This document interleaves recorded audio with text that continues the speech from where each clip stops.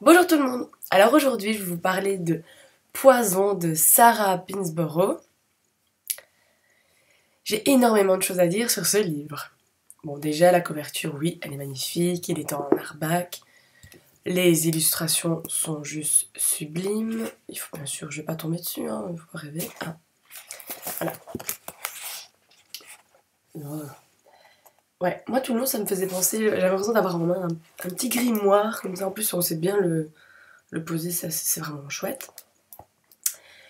Alors, bon, j'ai bien aimé le début. J'accrochais assez bien, ça me faisait vraiment penser à Once Upon a Time.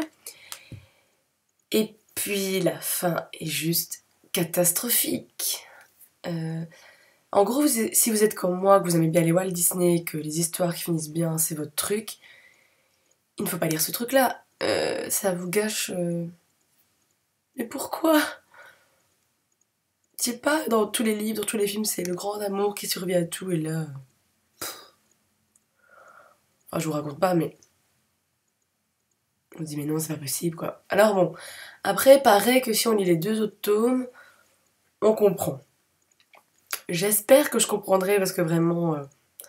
Enfin, moi, ça m'a fait rire à la fin. C'est pas, j'étais pas dégoûtée, mais tout le long, ça m'a un peu fait rire parce que c'est un peu... C'est vrai que de temps en temps, c'est un peu space. Euh, donc bah voilà, c'est la réécriture de Blanche-Neige. Ça se passe dans, oui, dans le même contexte. C'est pas Moyen-Âge, mais je sais pas c'est quoi comme époque, mais bon, c'est un peu ça. Alors moi, en fait, mon personnage préféré du livre, c'est la reine. Oui, je ne suis pas normale. C'est un peu comme dans Once Upon a Time, pour ceux qui connaissent. Mon personnage préféré de l'histoire, bah, c'est Regina, la méchante reine de Blanche-Neige. Et là, pareil. Parce qu'au moins, la reine, elle est claire, on sait qu'elle est méchante. Point. Tandis que Blanche-Neige, ben, on l'a fait passer pour ouais, une prude, une fille qui fait tout bien, elle est belle, voilà, elle rayonne. C'est ce qu'on essaie de la faire paraître, mais en fait, elle est pas comme ça. Et ça, j'ai... Bof, moi, j'accroche pas trop. Euh, Pas du tout, elle me ferait vraiment penser à autre chose, hein. Je dirais pas, nous sommes en public, hein. Euh, alors aussi... Non mais sérieux, j'ai trop halluciné.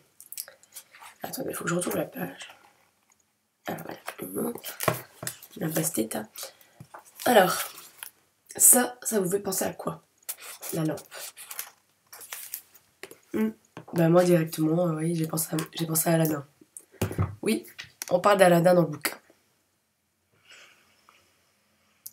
C'est un peu bizarre, hein. C'est comme on parle de l'arrière-grand-mère. L'arrière-grand-mère de la reine, qui est en fait la méchante sorcière dans Hansel et Gretel. Ouais, c'est un peu style Once Upon a Time. Mais bon, c'est vraiment un space, quoi. C'est comme, voilà, Blanche-Neige rêve du grand amour, elle se mariera que si elle rencontre son grand amour. Elle se réveille, elle se marie avec le premier venu. Il y a un problème, là. Alors aussi, la relation de la reine et du chasseur. Ah non, mais c'est magique, hein. C'est exactement le même qu'on dans Once Upon a Time. Avec un petit détail en plus que je dirais pas comme ça vous laissera la surprise. Parce que moi, j'avoue, ça m'a un peu surpris, hein, la relation qu'il a avec la reine et puis une autre fille assez prude. Ouais, sinon, c'est facile à lire. C'est vraiment facile à lire, c'est sympa, c'est simple, ça se lit. Enfin, moi, c'était un petit truc détente. En même temps, justement, ça me faisait rire. Parce qu'il y a quand même des trucs un petit peu insolites, quand même. On se dit, ouais, non. C'est peut-être pour ça que les gens n'accrochent pas à ce point-là. Et peut-être c'est pour ça qu'ils ont fait un si beau livre, hein. Ouais, il faut rattraper le coup. Mais franchement, je lirai les autres. Parce que ça m'a quand même plu. Euh, c'est vrai que c'est un mélange on dirait un peu de Walt Disney revisité un petit peu à la façon sexy. Euh, Ouais, non, c'est original. C'est original. Moi, c'est original. Un truc qui m'a fait rire aussi. C'est un détail, hein. Mais moi, c'est vrai que ça fuse à chaque fois. Euh, Les nains racontent qu'il n'y a pas beaucoup de femmes nains, car elles meurent souvent après avoir accouché. Elles peuvent accoucher jusqu'au maximum 5 enfants. Ah, imaginez la taille de la femme. Non. Ouais, moi ça m'a fait rire.